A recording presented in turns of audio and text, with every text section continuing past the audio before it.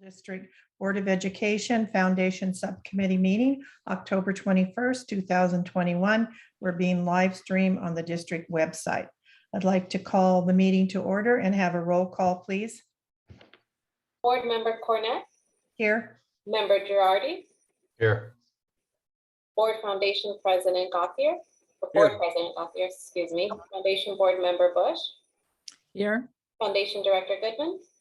Present. And Superintendent Sweezy. Here. Do we have any board member comments We have not received any board member comments. or any public comments? No, we received no public comments either. Okay, can we go for, do we have any telephonic comments either? No telephonic comments either. Okay, so we have no comments, seeing no comments. Can we look at the agenda and have approval of the agenda motion? Approve. So So move second. A second, okay. All those in favor? Aye. Aye. Any opposed? Motion carries.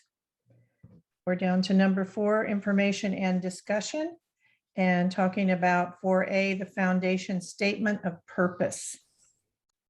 And then we'll go on to 4B, the foundation update. So I would assume that, Ellen, you're going to take it away with the statement of purpose.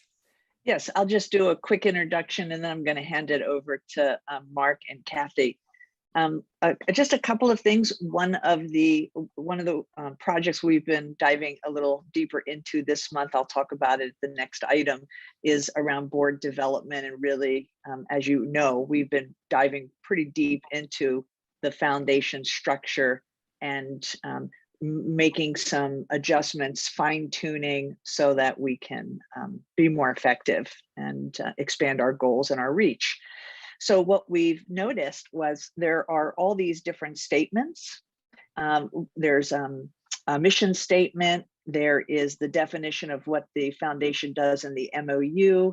And we were talking at our executive committee about when the foundation was established, and when I joined in late 2013, I'd say it was early 2014, when Dr. Anderson and I had a conversation about making public announcements internally, like internally at the district, so that people had an awareness about the foundation. So it was really just kind of this first introduction as the foundation was getting staffed and the work that we would start to do.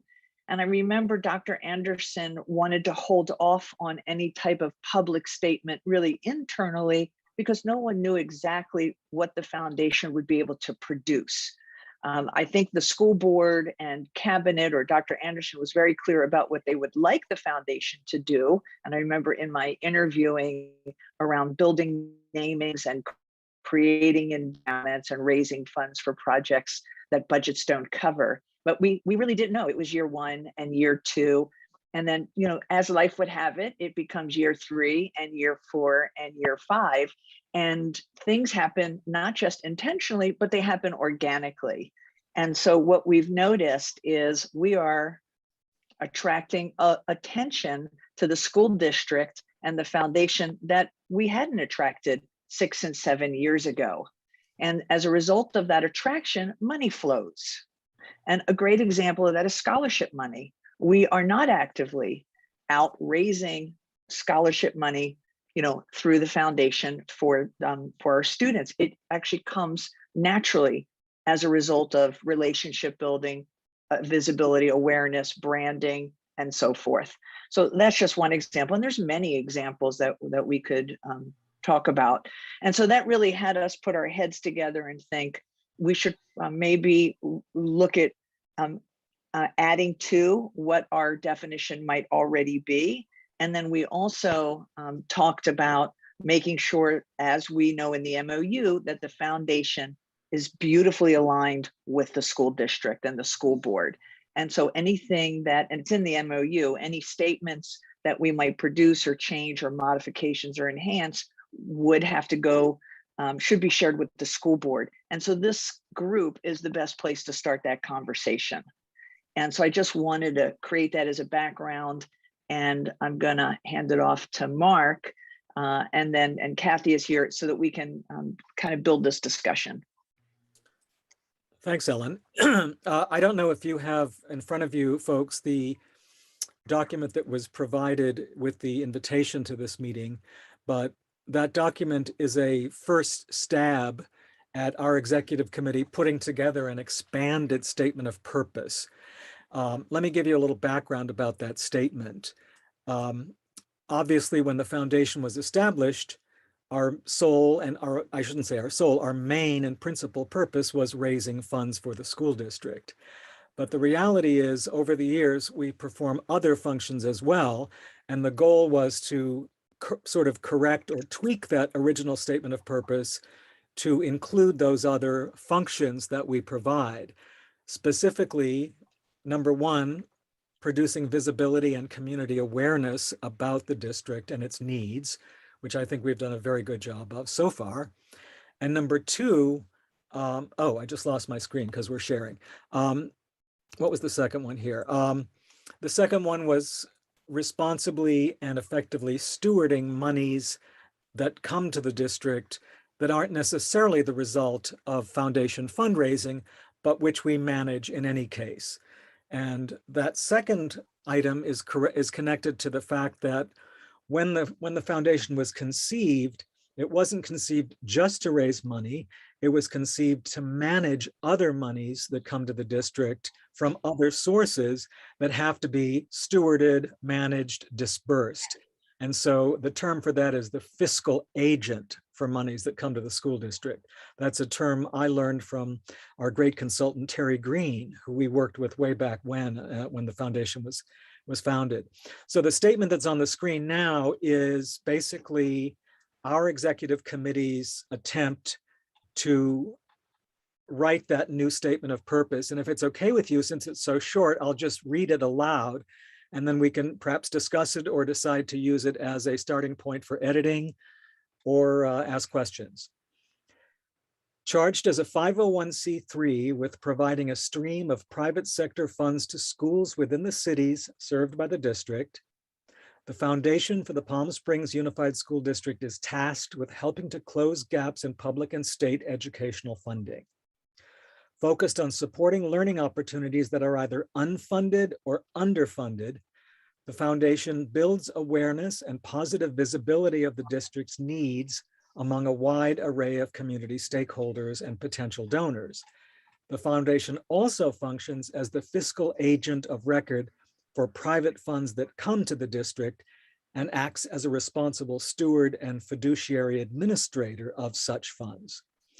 So in those 10 lines, we're trying to summarize everything we do: raising money, producing visibility, creating awareness, and managing other monies that come to the district that have to be dealt with. And so I'll stop there and ask my colleague Kathy Bush if she has anything to add. And you're on mute, Kath. I agree with Mark. I think this is, nicely succinct, describes what we do. I think the major thing is that we've been we've been working on what our routines are, how we spend our time, how we spend our energies, and we want the purpose to, reflect that.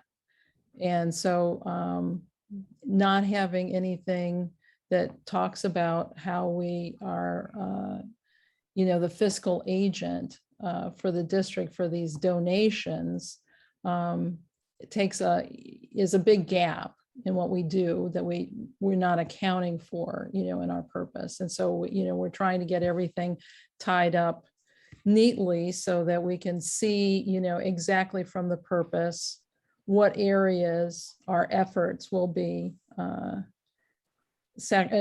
dedicated to. And then we're going through our routines and everything else. And this is, a large part of our routine is being that fiscal agent. And that fiscal agent point wasn't part of the original purpose, or at least stated as a purpose of the foundation? John, it was stated verbally, Okay. but it's never made its way into print. Let's put it that way. Right. Terry Green, to refer to Terry again, for those of you who don't know, Terry Green was a school district consultant who helped us set up the foundation. Right. His idea was that in a perfect world, the foundation would serve as a kind of a clearinghouse for really all monies that came into the district that had to be dealt with from any source. That's a little unrealistic, and we've discussed that a lot in our executive committee, because we don't want to step on the toes of booster clubs or PTA groups who are raising money on their own and say, oh, that must come through the foundation. But it is a valuable function that we can serve, because as the community becomes more and more aware of the district and its needs, monies are going to show up that aren't necessarily the direct result of our outreach. So to brainstorm this with you guys, what would you say the difference of a statement of purpose and a mission statement is? I would personally, having worked in corporations for 40 years, I would personally say that they're essentially the same thing. We have mission statements, we have vision statements, we have statements of purpose. Where they differ is how you use them. On an IRS tax statement, they have to be phrased a little differently than they might on a brochure that the community is going to see. But quite honestly, and I'm just speaking for myself, I've never seen much difference between mission statements, vision statements, and purpose statements. That seemed like a mission statement to me. And I would think just as long as they're all in line with each other. Right. They can't contradict. Right, exactly. Yeah. Kathy. I have a I question. was just gonna, oh, I'm sorry, Karen. Oh, go ahead. You go I first. was just gonna say that the initial purpose that are in our bylaws, and yeah, I'm interested in kind of getting the MOU and the bylaws all together. So it's very clear how we're aligned, is very vague. So it just says that our bylaws, for our purpose, says that the Foundation of Palm Springs Unified School District is a nonprofit public benefit corporation whose specific and primary purpose is to raise funds and to develop partnerships with the communities to support Palm Springs Unified School District's learning initiatives. So it's kind of implicit in it that we're going to be handling the funds, but it's not really showing that we're stewarding them. Mhm. And it's not just a question of running the check to the bank, but it's going back, working with the donors, developing the donors, making sure that we're helping the district know that those funds are going to the purpose the donor gave for them, dedicated them to, so that we're all in line and in step with donor intent, so that we continue to receive donors because they have that sense of credibility. We have that sense of credibility with them, that they can trust us with their funds. And since we're hoping to get, once again, 7-figure funds, this is an important part that should be out front to say that we take that seriously, that function. So that's my intent, in terms of making this change. And Karen, before you speak, let me just add one thing to that before I forget it. I think our goal is, once the wording of this new statement of purpose is finalized, we would go back and tweak our bylaws perhaps to make sure that everything is in agreement verbally in terms of the words. And if I may say, those bylaws, according to the bylaws, must be ratified by the district board if we make any amendments or changes to them.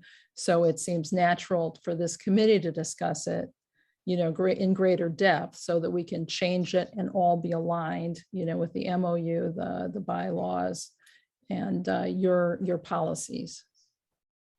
Karen. Thank you. When you're talking about the fiduciary administrator of, we're talking about the funds that are donated by donors to the foundation that are to be used by our district, correct? Oh, And then we're also talking about some of the new areas that just happen to pop up, like the scholarships money, that you would also be the administrator of those funds. Correct. Is that what I hear you saying? I mean, it's always been assumed that you were the fiduciary administrator of the donors' money that they donated, but I'm not sure that it was ever written exactly that way. Karen, that's correct. If I may add something, you're absolutely right. We are the fiduciary agents for those funds. We manage them. We work with our Wells Fargo investment consultants, our CPAs, our board treasurer. I think that what this does is it adds it into the statement that this is the purpose of the foundation. So it's three-pronged. We're actively soliciting and fundraising monies from sources. We're storing monies that come in as an indirect, solicitation. They just come in, and that we're constantly building awareness and increasing the visibility, which those funds that come in are the impact of that, building the visibility and awareness. And so it hasn't been stated that those would be those three main prongs that the foundation actually does. And actually, you're right. We've been doing this all along. It's some people aren't identifying that as a purpose of the foundation, and other people are identifying it as. And so it's really bringing us all together on one page. And Ellen, can I build on that just briefly? I think as the foundation and the district's needs get more and more visible to the community, it's going to be less and less possible to distinguish what the foundation brought in versus what just came in. Because when you're creating visibility, it's amorphous. So we might receive a check that wasn't solicited by the foundation, but the only reason that check came in is because that donor heard about the district through the foundation's activities. So it's very, there's no fine line, is what I'm saying. And Mark, I'll just add as a real-time example of that, we met a funder, James Williamson introduced us to him. He has a foundation, and his foundation can only give money to a 501c3. So James said, the foundation is our 501c3. And this donor wanted to give money to a soccer coach, but didn't want to give money to the teacher directly, had to give it to a 501c3. We did not know the donor. We received the money by mail, managed it, worked with the soccer coach, made all the purchases that the soccer coach wanted. Then the donor sent a check a second year. We did the same exact thing, and we always have a report on how money is used when a donor makes that kind of contribution. And then the donor called us and said, I really want to meet you guys. And now that donor, just an example, for this fiscal year has pledged $65,000 as a result of a direct relationship. Yes, some solicited, some just offered. So I think that's a really great example of how we can build, we often build on it, but it comes just as a result of maybe technical, he has to give to a 501c3, or visibility and awareness. And it's important to have the conversation here, like Kathy said, because this is a change in the bylaw, which I do have that bylaw section, and I'll just bring it up one more time. And John, it kind of goes back to your question of, we've heard so many things, mission statements and statements of purpose. It says in the bylaw, this is kind of where they use statements of purpose, where the Foundation for the Palm Springs Unified School District is a nonprofit benefit corporation whose specific and primary purpose is to raise funds and to develop partnerships with the communities to support the district's learning initiatives. And this is where we're clarifying it a bit more. We do develop partnerships. Sometimes they turn into money, sometimes they don't turn into money. Sometimes we develop partnerships, money flows later on. So that's the clarification there. Okay, is there any other discussion on this topic? Or anything else that Ellen or Mark or Kathy want to say? Well, I would just suggest that we each quietly read through this at our leisure and maybe provide some feedback, if any, so we can massage and tweak it as needed to have it be something that everyone's happy with. I guess one quick suggestion I would make is within the cities served by the district, we also have some unincorporated areas. You might say within the community served by the district. Good point. John, I wrote that down exactly. And because we have a very active donor who socializes in the western side of the valley, but lives in Indian Wells. Mhm. And so definitely, very good point. Communities.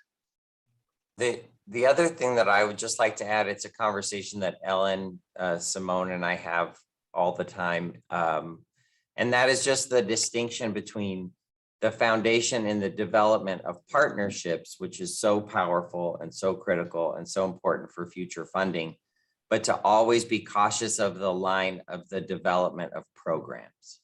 And so we want to keep the program development on the school district side of the house, and the partnership and the funding on the foundation side of the house. And we work very well together on that.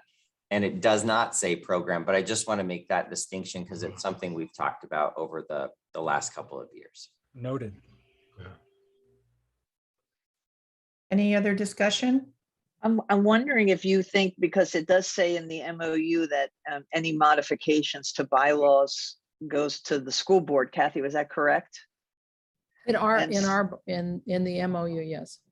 Right, so this would be a modification to our bylaws. What are your thoughts? And maybe we come back next month after you've had some time to think about it. What are your thoughts about bringing it to the school board?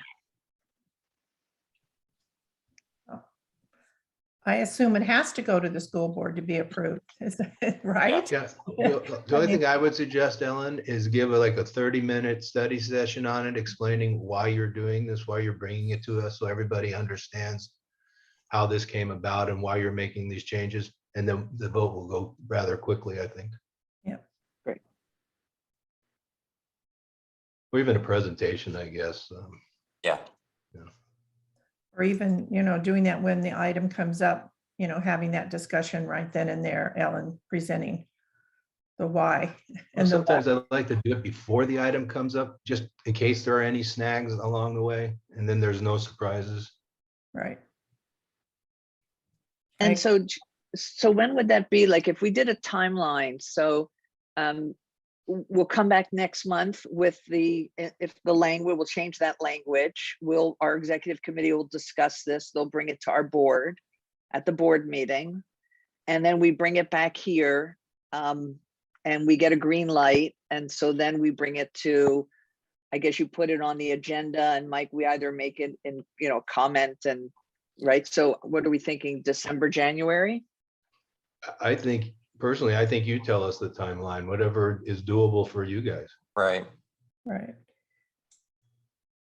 Okay. Okay. When is our next foundation meeting? Is November 18th? Yes. So our next board meeting after that, are we having one on November 23rd? I wasn't quite sure a board meeting. That's during Thanksgiving. Yes, we have one scheduled for November 23rd. Okay, well, could we do it on the 23rd of November, or you want to do it, take it into December, which would be the 14th of December?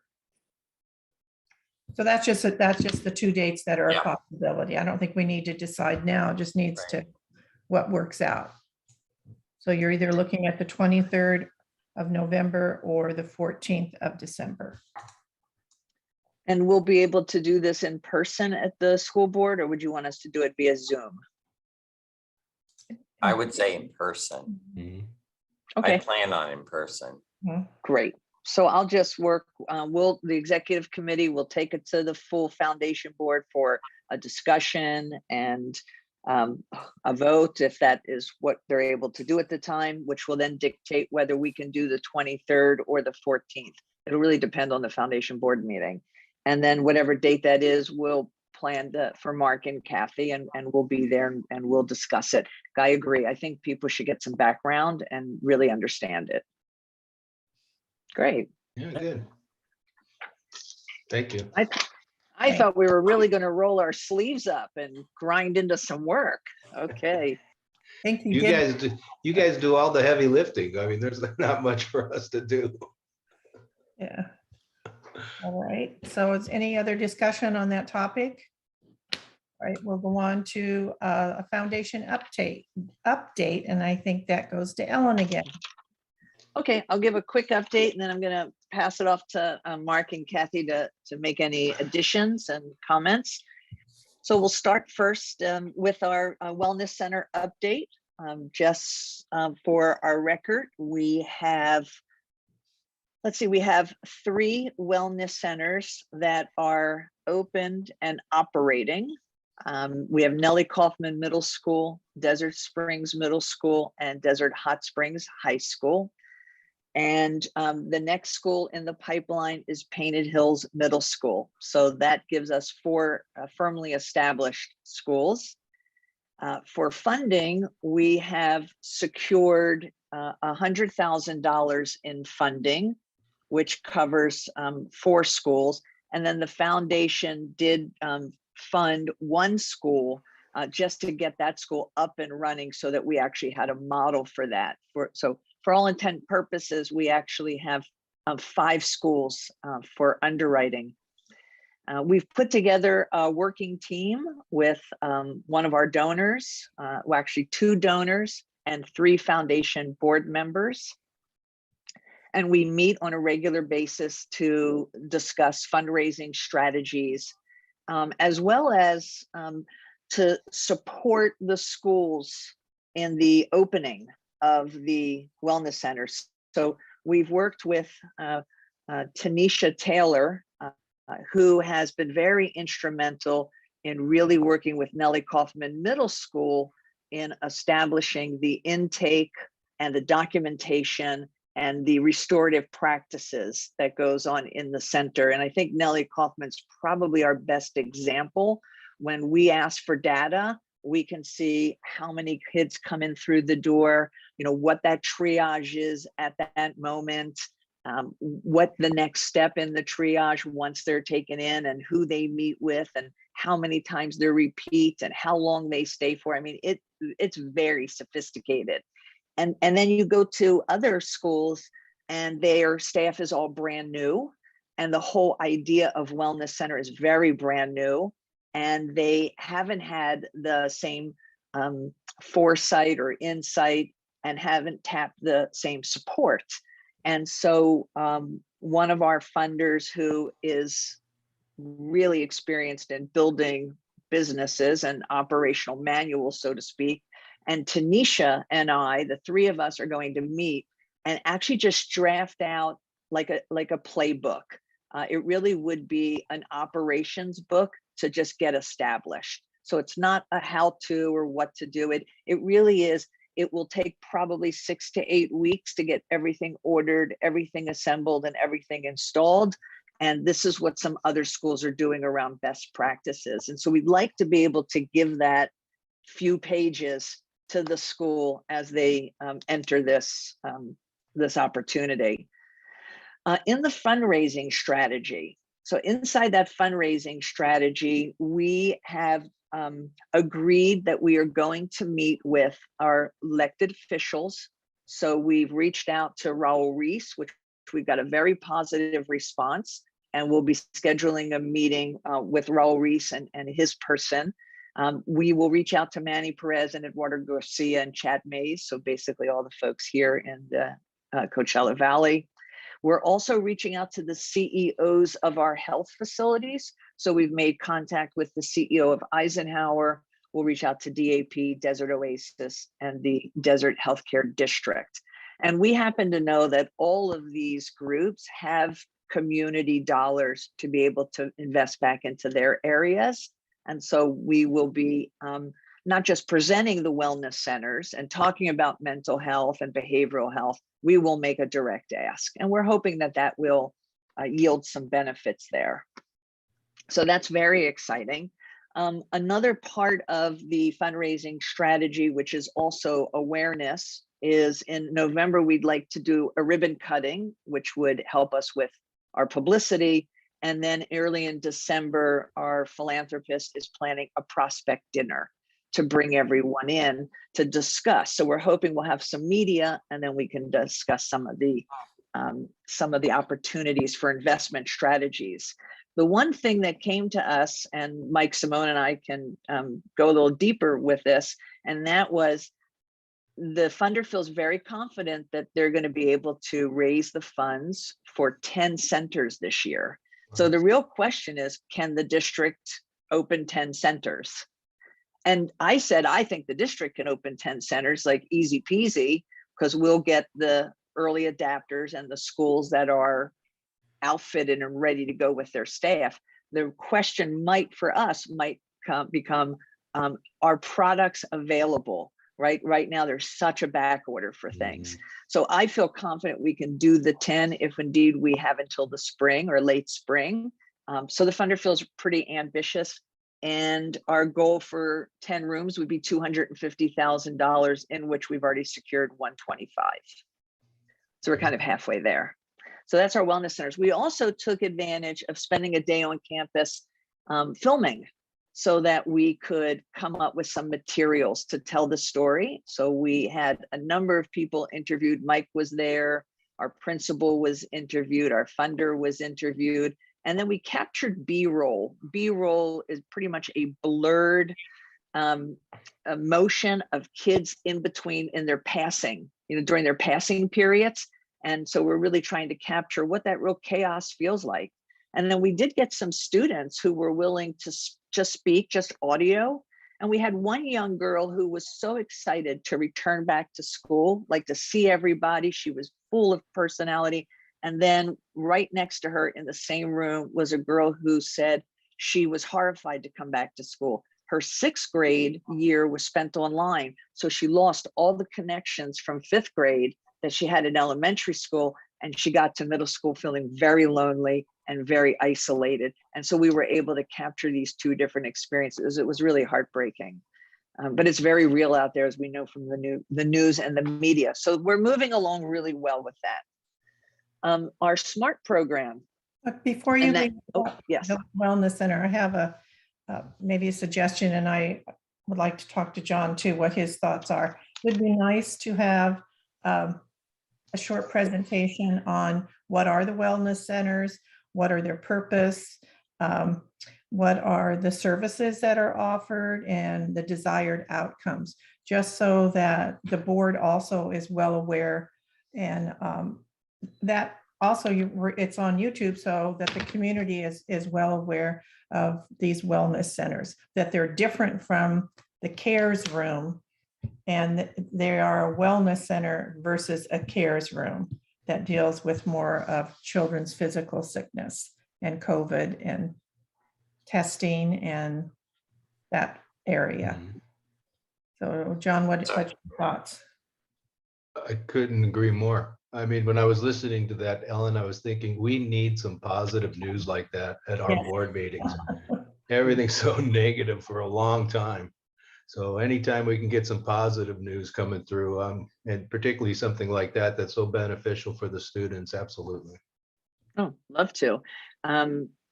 Right, so I'll let Mike, I mean, if we'll work on that, Simone, we'll work on what that presentation will be, and we'll schedule it for a board. You want it at a full board meeting? Yeah, you could even do it when you present the statement of purpose. I'm sorry, my train of thought just left me. But when you come in with the statement of purpose and the other document, and you talk about, thank you, the bylaws. And when you talk about that, I mean, you can give us a little update if you want at the same time. Perfect. Would And love that. I don't know if you'll be ready by those dates that we talked about, but somewhere in alignment that we could have a presentation to the board. I think the board would really like that and be receptive to it. Oh, well, and Mark's been super great at this. I mean, we are collecting all of that content and putting it together. I know Mark just did an FAQ for a donor, and hopefully by the end of November, we'll have that video, but I think we'll have quite a bit to share. Okay, It is really amazing. And there are very, very clear, distinct differences. I mean, when you walk into a wellness center, and we're in the beta phase. The very first one, we were a little shocked to learn like what money can buy and how it impacts the room or it doesn't impact the room. And, you know, we got narrower and narrower and narrower in the focus, but still broad enough so the schools are really, you know, participating in that design.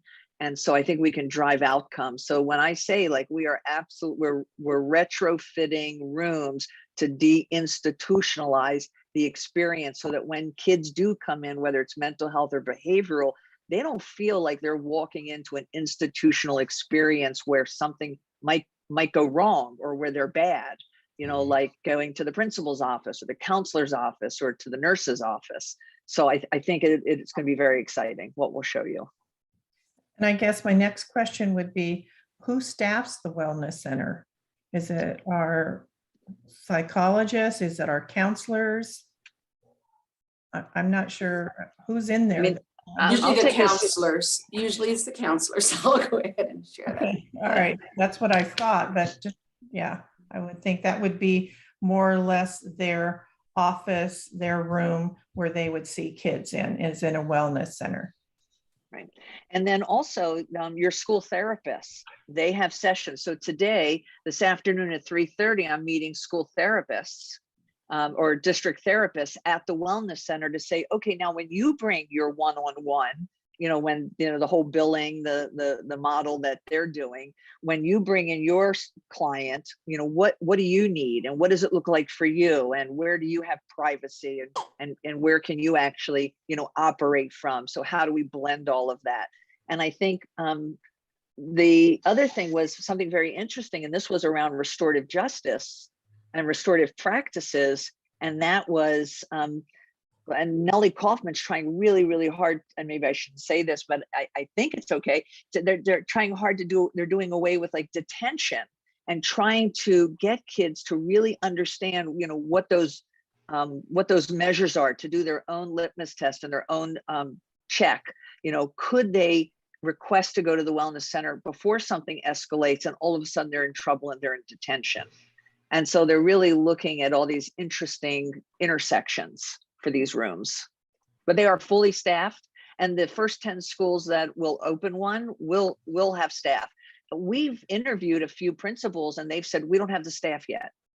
And, you know, we can't do 30 or 27 schools in 1 year. So we have to phase it out. So the schools that aren't ready, they don't have the staff or they're not equipped, they'll go into the phase 2.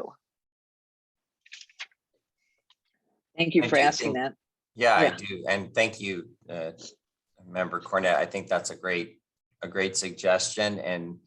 And so we can put that together. I can ask Dr. Kovacs to work on that, because as Ellen said, we've started with schools that have space available and staff that's dedicated. And then those schools have worked on the training and the program design, and the partnership with the foundation has been so helpful around the furnishing of the room and the look of the room. And they look amazing. I mean, they really are quite remarkable and comfortable, wonderful places for kids. And so I'd love to have Dr. Kovacs and Ellen work together on putting that short presentation to give you kind of the concept behind the wellness centers. And some of our schools had actually started this a few years ago. Desert Hot Springs High School was really the first. They put it together at least 18 months before the pandemic as a spot, but we're needing to restart that now that we're back in session after the closure. And, you know, I'm glad you said Desert Hot Springs High School, because they came to us February, March of 2021 asking for some help or support. Did we know grants out there? Did we have any idea? And that really generated the conversation that we had many, many months in a row at the foundation board meetings. Mike, when you were there, and Dr. Lyon was there. And so thanks for giving them that shout out. That's correct. Okay, a couple more things, and we'll just talk really quickly about SMART. And so SMART is gearing up for its next cohort of students, which will be January in 2020. And this will be our third cohort of students. So we're still in what I might call the beta stage.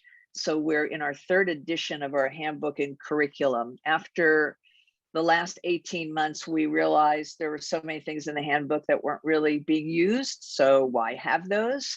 And we began the program using the Alludo app, thinking gamifying would be an incentive for students, and it was not.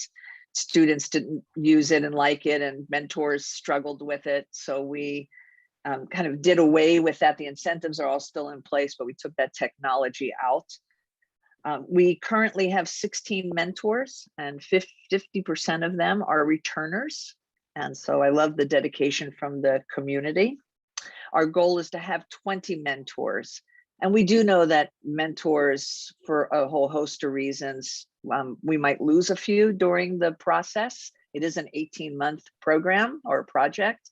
And we also will probably lose a few students in that as well. So our goal is to have 15 students at Desert Hot Springs High School and 15 students at Rancho Mirage High School. And we're not ready really to go any further than that. We're still fine-tuning the program. We secured this season's or this cohort's seed money. So thanks to the Alwyn Foundation for funding that. And then we've recently applied for field trip grants. And that is for when the school district is permitting school field trips again in 2022. And we've approached the RAP Foundation. Edgar on our team wrote a proposal, and then we did a presentation 2 days ago to the RAP Foundation as a result of that proposal. So we're feeling pretty good about that. And then we've recently launched Sponsor a Student. Now, this was not a new idea for us. We've always wanted to have Sponsor a Student. And that is just when a community member helps to pay for a student moving through a project or a program, whether that would be they're moving through robotics or whether they're moving through the wellness center. In this situation, they're going to be moving through the SMART program. And our SMART team leads are behind that initiative. And we've already gotten 3 individuals in the community to sponsor 3 students. And so we feel really good about that. And it is $1,000 to sponsor a student. And that really does pay for their incentives through the whole duration of the project and their completion ceremony, along with their graduation stoles, and they get iPads, etc. So it's very nice. So that is our SMART project. We will be going to the schools. We've already created flyers for the students, and I'm working with Rancho Mirage High School and Desert Hot Springs High School to go and speak at an assembly. The requirements for students to be in SMART is they need to be A through G ready, have an interest in going to college. They have to be able to be available every Wednesday morning. And that will either be in person when time allows and via Zoom. Now, we did complete the mentoring project last season. It was on Zoom for the entire duration of COVID. Any questions, thoughts, or additions on SMART?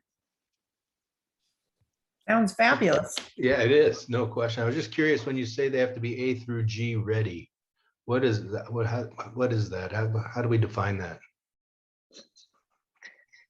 I'll let Mike and Simone address A through Thank G. you. I just don't want to get it wrong. Right. I know there's prerequisite in classes that you have to take that prepare you for college entry. And in California, they call it A through G. But Mike, you know much more. Yeah, and honestly, I don't know exactly what the cutoff would be, John, which I think is what you're asking. The general idea is it's a student who, at least at that point in their high school time, they've met those 9th grade and 10th grade A through G requirements. So if a student was really struggling, let's say in math, and they really were struggling in that 9th grade and 10th grade math, our shift then really shifts to focus on high school graduation versus the 4 years of integrated math, 3 years plus an additional year is best for A through G for integrated math. So I don't know exactly what cutoff they're using in the SMART program, but I think it's really the difference between students who are struggling to be graduates and those students that are well on their way prepared for a 2 or 4 year university. Yeah. So they're I'm just going to say they're on track students to graduate. Yes. I just, Yeah. it sounds like such a wonderful program. I just want to make sure we're targeting those students that really need that service. Right. Right.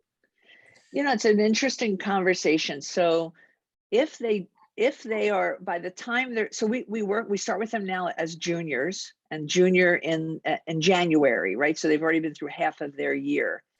They really need to have college aspirations. And if they're struggling in a class, and it's one class that might have that, you know, there's a difference between a 3.7 and an 8 average and a 3.1 or 2. And so they might not get into a UC school, but they could get into a Cal State school. And we had 3 of our students who are in COD, and out of the 18 that we graduated out of that completed out of it, and the rest are in 4 years. So we really look for those kids that are really struggling, that really can benefit from some guidance. So in their junior year, it's really the getting to know you, navigating their high school experience. We bring families together. There's lots of field trips to colleges and family barbecues. And then as soon as they hit their senior year, it gets much more rigorous, because they have to have their FAFSA and their DREAM Act. They have to have all their UC applications in Cal State by November 30th. And so we have to meet those deadlines. And we had kids go from out of state. Now, some are attracted to the program because their friend is in it. So we had a young lady in our last cohort. She's at Northwestern. She was number 4 in her class. She was going to Northwestern, whether she was in our group or not. But she really added something for all those other students, because they were all together. So we had kids in the very low 3 averages. We had kids in the 4 averages, you know, working together. So we really saw there to be some benefit. One of the changes that we are including this year is, since California is not really requiring the SATs, is that we're putting in community service and volunteer experiences to build character, because we've heard California is really starting to look at that. And most of the kids go to California schools. One thing to consider, really, John, to your question, it might, Ellen, be interesting, and you probably already do this, but to focus on first generation students. So students who would be the first in their family, because then they don't have that family resource that can kind of help them navigate the college application process or college system. So that might be another criteria to consider. And we do. And so I'm curious, and we do that through the interview process, not through the application. We do ask them, who else in your family went to college? We had one student who, well, we had 2 in our course where their parents were college graduates. Yeah. And then there was, but the first generation is when if their parents haven't gone, like they could have a sibling that went, like they might not be the oldest in their family. Right. So we had kids who were the oldest in their family, and they were in the program and they're going to college, and they had 2 younger siblings. We also had students in the program who were the youngest in the family, and their siblings did not go to college. But we really do look for the students when we interview them. Like, for example, we had 33 students apply at Desert Hot Springs High School, but we couldn't accommodate 33. So then when we start to really narrow down on that focus, we look exactly like John and like Mike, like you said, that's how we make our final selections. Great. Ellen, not to belabor this, I just want to throw in, if you could all make a mental note to come to the final ceremony this year of SMART. It's by far the most moving thing I've ever been to, because all the families come. And we produced it in English and Spanish. Most of our families are Spanish speakers. And I had 2 families call Edgar from our office over so he could translate in Spanish to me that they both wished this program had been around when their older kids had been in Palm Springs High School. It's a remarkable program. And what we're obviously doing now is monetizing it with this sponsor a student add-on. That obviously is the point. Mm-hmm. So I don't get overly emotional ever, except at SMART. Good point, Mark. I'll bring up another project that we are kind of liaisoning, we're working on, we're liaisoning with this. I mentioned to you, I'm pretty sure we talked about this last time, about the I Love Lucy episodes. Did we talk about that? So that's like, I want to say it's almost like gangbusters, but it's been super wonderful working with Lucy Arnaz, and we really believe that she is becoming a big fan and hopefully an ambassador of ours, which I think would really benefit us in the community. Nicole Crawford and I have been working together, myself just as a support person. Nicole is now working with Lucy Arnaz's curriculum writer, and they're really identifying what this might look like in Palm Springs schools, right, in our school district. And so they're looking at piloting in the 4th grade with a couple of principals who are really interested in doing this, and some teachers in the 4th grade, using the I Love Lucy episodes to teach English language and arts and math and science. And that would be that teachers could use this as an add-on. It wouldn't replace anything. It would be that teacher who says, you know what, I really like that candy episode. Or do you remember when Lucy dressed up as Carmen Miranda and tried to get into his club, and really use that? So the 4th grade curriculum would look like the episodes, and go really have fun with it. They would build prototypes, they would iterate those prototypes, they would do their lessons, and they would apply it to their English language, math, and science, like I said. The 5th grade is very interesting, and there's a little bit of a different twist. And I think we made really big changes for Lucy and her curriculum people.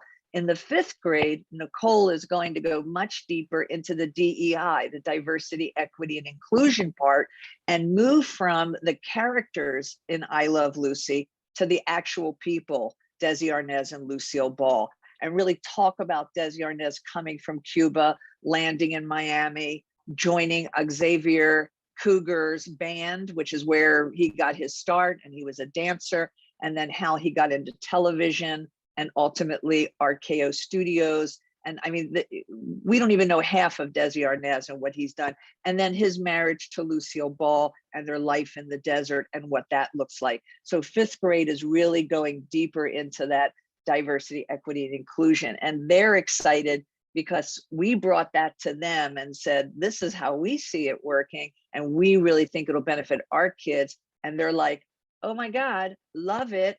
And it's being piloted in New York, in Jamestown, New York, which makes a lot of sense since Lucille Ball's from Jamestown. And so the 2 districts, Jamestown and Palm Springs Unified, will be able to compare notes. And so we're testing it and piloting it at the same time.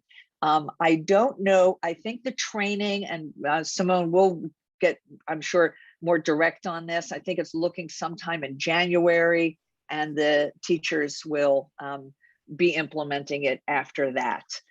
But it's still a little vague as far as all the dates and everything. And so as far as any costs associated, there is a foundation funder. There's a foundation to pick up a very small portion of that, just to support the project. And Lucy Arnaz said that Desi Lou Productions, Desi Lou 2 it's called, will pick up the rest. So they'll be funding that. I think it's going to be really fun. It'll be very exciting. So we'll keep you posted. One thing, I don't think it's a school board. I don't know how it works. Non-disclosure agreements. Mark read over the document that Lucy's people sent. He thought it was a very standard document. Internally, we can share it. Internally, we can use it and discuss it, but it's a non-disclosure. We can't sell it. We can't take it. We can't copy it. I think it's pretty standard. And after Mike and I are meeting, I think next week, and I'll present that document to them. Okay, do you have anything else, Ellen or Mark? Two more things, if that's okay. I know we're approaching the top of the hour. I just Absolutely. wanted, is that okay? Absolutely. Okay, just really quickly. I know that we've probably talked about this before. I know Mike and Simone and I've talked about it. We did an agreement a number of years ago with the Supples, right, to name the Richards at Palm Springs High School. In that agreement, the Supples were very, very active at the cultural center, and still at that time, they owned the Camelot Theater. In that agreement, there are two areas where the Camelot Theater and the cultural center is mentioned in that agreement. And Rosine is no longer the owner of the Camelot Theater and not really involved in the cultural center. They've since established a family foundation, and they would like to swap the names and add the family foundation so that it lives inside the family, versus when she's gone, that it would live with an entity that we would have really no relationship with. And so I'll be bringing that. Our attorneys, the school district's attorneys, did the revised revision. And like I said, there are 2 paragraphs and they just swapped the names out. The attorneys did say it would have to be on a consent item at a school board meeting. Okay. Sounds good. And that's what we have for you today. That's a lot of work being done, a lot of good work Thank being you. done. Any other comments by anybody else about a foundation Karen, update? I would just add one more thing, which is this is the 4th quarter of the year and it's check writing season for tax purposes. So we send out our big mailing, both email and print, at the end of the year. And our group is working on the outreach now. The thought may be, and I'm drafting this now, Ellen, so you'll see it when I email it over to you. But our thought is now to give our donors a choice between the 3 areas of concentration for fundraising this year: mental health, musical instruments, and technology. The idea being maybe we can increase our response by giving people a choice of how their money is spent. But it's just a draft at this point, and that may or may not be a good idea. So we'll see what everyone thinks. But that'll go out this fall. Kathy?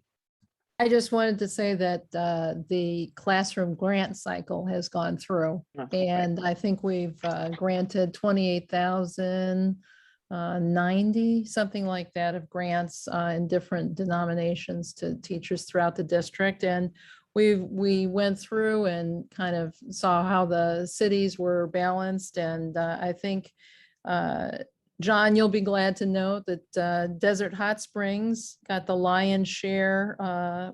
Everything was pretty much balanced, but DHS and Cathedral City were well represented among the grants given. So they're, we try and pay attention to make sure that we get some kind of equity, around to the communities that need it the most, although they all need it. So it's kind of hard, but you'll be hearing more about that in one of your board meetings, when we announce it and everything else. But I wanted to let you know that that work was ongoing, and along with everything that Ellen has described, when you look at how the work that goes into, articulating a wellness center, through the foundation, it's not just writing a check. It's getting that donor involved so we get it, further on. And that's ways that time that can't be measured, an effort that's put forth that's significant, that you don't see on the back end, and I just like to bring that, up just to keep reminding people how much effort goes into the foundation, how sincere and engaged the foundation membership is. Amen. And I know we're at the top of the hour. Can I add one more thing? And that was great because Kathy I just want to share this along with that engagement. Is our board development growth. I mean, we are looking to grow the organization. We need to grow the organization, and we need to constantly evolve. So I just wanted everybody to know that we're making very conscientious choices and decisions to go out and engage new members of the community as well as existing, so that we can be introduced to individuals that will continue to diversify our organization so that we can increase our effectiveness. I've reached out to Sergio to talk to him about his Cathedral City community and get some ideas and thoughts. So if he might ask or mention that. John, we would love to meet with you and learn more about DHS.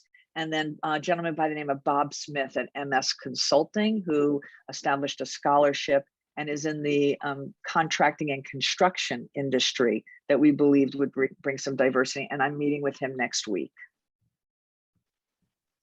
Great. Okay.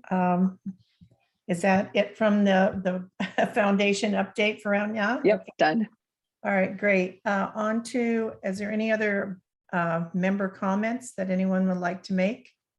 Just thank you all. I mean, you guys, you never rest on your laurels. You're always coming to us with something new, something innovative, something better to bring forward. And you're very creative in your approach, and you're also structured in your approach. So thank you. And not to minimize Ellen, but she gets paid. Mark and Kathy, thank you guys for all the time you must spend on this. It's very evident. You're welcome. Appreciate that, John. Thank you. I agree with everything that John has said. Also, I'd like to add, I just see such a positive relationship between the foundation and our school board going forward. And I really appreciate that, and thank the board, your board, the foundation board, and I'd like to thank the school district too. I think we've really made a concerted effort to really work together. So thank you. Indeed, hear, hear. Thank you. Right. Who's Monica? Oh, yes, we should introduce Monica. Hello, I am the newest and final member in the superintendent's office. I am the new senior administrative assistant. So you'll be seeing my face around a lot more. And I have been in the district previously for 15 years, but I'm new in this position. Very nice to have you here. Thanks, Monica. To be here. Yes, we are delighted to have her. Thank you. I got to say, on Zoom, you always look so happy. It is a pleasure. I'm glad. I don't want to look grumpy. Great. Okay, we have approval of the minutes from going on to number 6, approval of board foundation subcommittee meeting minutes from August 19th, 2021. Everyone should have received a copy. If we could have a motion to approve. So moved. Okay, second. Second. Are there any corrections or additions? Okay, all those in favor of approving them? Aye. Aye. Aye. Okay, any disapproval? Motion passes. The setting of the next foundation board subcommittee meeting is November 18th, 2021. And may I have a motion for adjournment? So moved. I have a second. Second. Okay, all those in favor? Aye. Aye. Thank you, everybody. Thank you. Karen. Thank you. Thanks, everyone. Take care. John, feel better.